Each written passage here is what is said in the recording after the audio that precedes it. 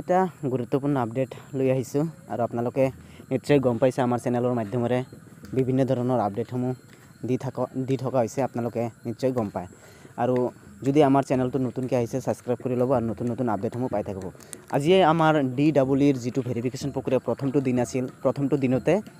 বহুত প্ৰাৰ্থীসকলৰ মানে যিটো আবেদন প্ৰক্ৰিয়াৰ যিবিলাক চাৰ্টিফিকেট বহুতো মানে ভুৱা প্ৰমাণিত হৈছে অলৰেডি। তো আপোনালোকে আমাৰ ভিডিঅ'টো গোটেইখিনি শেষলৈ চালে নিশ্চয় গম পাব আৰু গোটেইখিনি কি হৈছে আৰু কেনেকুৱা অৱস্থা হৈছে গোটেইখিনি আমাৰ ভিডিঅ'ৰ মাজত বা গোটেইখিনি চোৱাৰ পিছত আপোনালোকে নিশ্চয় গম পাব। আৰু আমাৰ এই ভিডিঅ'টোৰ শেষত আমাৰ এই চাৰ্টিফিকেট সম্পৰ্কে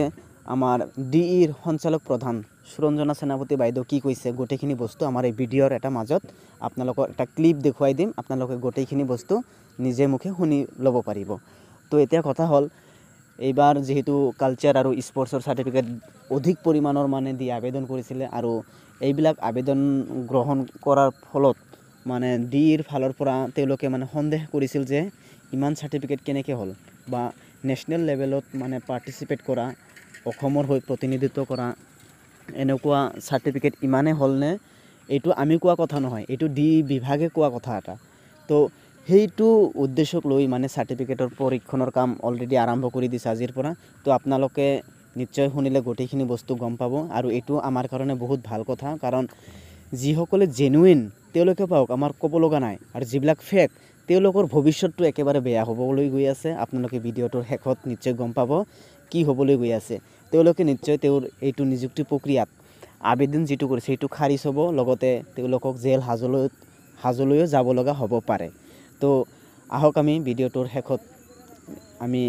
DE বিভাগৰ পৰা নিউজৰ মাধ্যমেৰে কি কৈছে আমি সকলোখিনি শুনাই দিবলৈ চেষ্টা কৰিছোঁ। আহক আমি শেহতীয়া শিক্ষকসকলৰ যি নিযুক্তি প্ৰক্ৰিয়া বা বিজ্ঞাপন ওলাইছিল তাৰ পাছতে এতিয়া বহু নথি পত্ৰ পুনৰীক্ষণৰ কথাও আহি পৰিছে বা অভিযোগ উত্থাপন হৈছে। আমি ক'ব লাগিব যে ৰাজ্য চৰকাৰে শেহতীয়াভাৱে হাজাৰ হাজাৰ শিক্ষক নিযুক্তি দিছে, কিন্তু এই নিযুক্তি প্ৰক্ৰিয়াৰ দৰে কোনো ধৰণৰ যাতে আশোকা ৰৈ নাযায়, বিশেষকৈ কোনো ভুৱা চাৰ্টিফিকেট দি কোনো শিক্ষকে যাতে নিযুক্তি লাভ নকৰে বা কৰিব নোৱাৰে তাৰ কাৰণে ৰাজ্য চৰকাৰে যথেষ্ট সজাগ হৈছে। আৰু দেখা গৈছে যোৱা 12 ডিচেম্বৰত 2023 চনৰ 12 ডিচেম্বৰত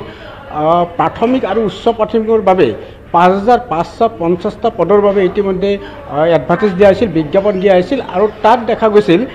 যে প্ৰাথমিক পৰ্যায়ত 3800 আৰু উচ্চ প্ৰাথমিকত 1750টা পদৰ বাবে ইতিমধ্যে নিযুক্তি যিবিলাক শিক্ষকে পাব তাৰ কাৰণে তালিকা প্ৰায় নিশ্চিত হৈছিল। আৰু তাত দুটা কথা কোৱা হৈছিল যে যিসকলে CTET আৰু ATET অৰ্থাৎ চেণ্ট্ৰেল গভৰ্ণমেণ্টে যি আয়োজন কৰিছিল CTET পৰীক্ষা তাত যিসকলে উত্তীৰ্ণ হৈছে আৰু অসম চৰকাৰৰ যি টেট পৰীক্ষা অনুষ্ঠিত কৰিছিল তাত যিসকলে উত্তীৰ্ণ হৈছিল তাৰে মাজৰ পৰা বা সেইসকল শিক্ষক বা প্ৰাৰ্থীয়ে এই শিক্ষক হিচাপে নিযুক্তি দিয়াৰ বাবে তেওঁলোকে যোগ্যতা এটা নিৰূপণ মাপকাঠি এটা ধৰি দিছিল। সমান্তৰালভাৱে তাত আৰু এটা কথা কৈছিল যে অগ্ৰাধিকাৰ দিয়া হ'ব সেইসকল প্ৰাৰ্থীক যিসকল প্ৰাৰ্থীয়ে অসমৰ হৈ ৰাষ্ট্ৰীয় পৰ্যায়ত সাংস্কৃতিক ক্ষেত্ৰত বা ক্ৰীড়া ক্ষেত্ৰত যিসকলে পাৰদৰ্শিতা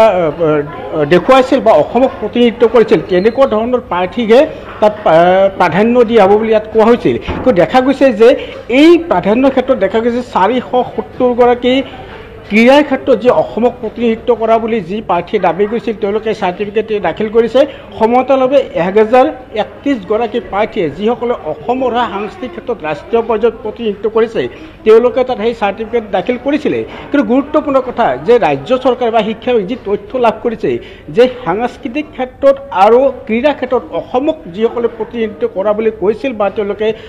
প্ৰমাণপত্ৰ দাখিল কৰিছিল এই দাখিলক লৈ যথেষ্ট তেওঁলোকে সন্দেহ কৰিছে বা তেওঁলোকে ভাবিছে ইয়াত গৰিষ্ঠ সংখ্যক প্ৰাৰ্থী হয়তো ভুৱা হ'ব পাৰে। গতিকে এইসকল প্ৰাৰ্থী যাতে কোনো ভুৱা প্ৰমাণপত্ৰ দি তেওঁলোকে যে চাকৰি লাভ নকৰে তাৰ কাৰণে তেওঁলোকৰ যে সেই প্ৰমাণপত্ৰ ইতিমধ্যে পৰীক্ষা কৰাৰ কাৰণে ৰাজ্য চৰকাৰে অৰ্থাৎ যি প্ৰাথমিক শিক্ষা সঞ্চালকালয়ে তেওঁলোকক তলব কৰিছে আৰু আজি দিনৰ 11 বজাৰ পৰা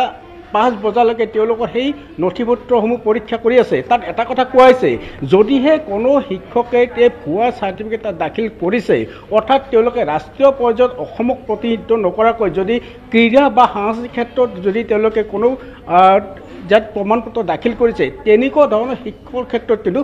আইনী ব্যৱস্থা লোৱা হ'ব বুলি ইতিমধ্যে স্পষ্ট কৰি দিছে। এতিয়া গুৰুত্বপূৰ্ণ প্ৰশ্ন হ'ল যে আজি যি ইতিমধ্যে 1500গৰাকী প্ৰাৰ্থীক বা শিক্ষকক ইতিমধ্যে তাত তলব কৰা হৈছে তেওঁলোকৰ কিমানৰ এই প্ৰমাণপত্ৰ আচলতে বৈধ বা কিমানৰ অবৈধ সেয়া হয়তো পৰৱৰ্তী সময়ত নিশ্চিত হ'ব আৰু যদিহে অবৈধ হয় নিশ্চিতভাৱে তেওঁলোকে আইনত তেওঁলোকে দ্বাৰস্থ হ'ব পাৰে বা ৰাজ্য চৰকাৰে বা শিক্ষা বিভাগে এইসকল ভুৱা শিক্ষাৰ্থী অৰ্থাৎ যদিহে তেওঁলোকে ভুৱা প্ৰমাণপত্ৰ দাখিল কৰে নিশ্চিতভাৱে তেওঁলোকে ভুৱা শিক্ষক বুলি তেওঁলোকে বিবেচিত কৰে বা তেওঁলোকৰ বিৰুদ্ধে গুৰুতৰ অৰ্থাৎ আইনী ব্যৱস্থা লোৱা হ'ব বুলি ইতিমধ্যে ৰাজ্য চৰকাৰে স্পষ্ট কৰিছে হয়তো আজিৰ পিছত স্পষ্ট হ'ব যে যিসকলৰ পৰীক্ষা কৰিলে এই পৰীক্ষা কৰা প্ৰাৰ্থীসকলৰ কিমানৰ প্ৰমাণপত্ৰ বৈধ আৰু কিমানৰ অবৈধ পিংকু আৰু এয়া হৈছে ৰাজ্যৰ শেহতীয়া শিক্ষকসকলৰ যি নিযুক্তি প্ৰক্ৰিয়া বা বিজ্ঞাপন ওলাইছিল তাৰ পাছতে এতিয়া বহু নথি পত্ৰ পুনৰীক্ষণৰ কথাও আহি পৰিছে বা অভিযোগ উত্থাপন হৈছে আমি ৰমেন কলিতাক এই মুহূৰ্তত ধন্যবাদ জনাইছোঁ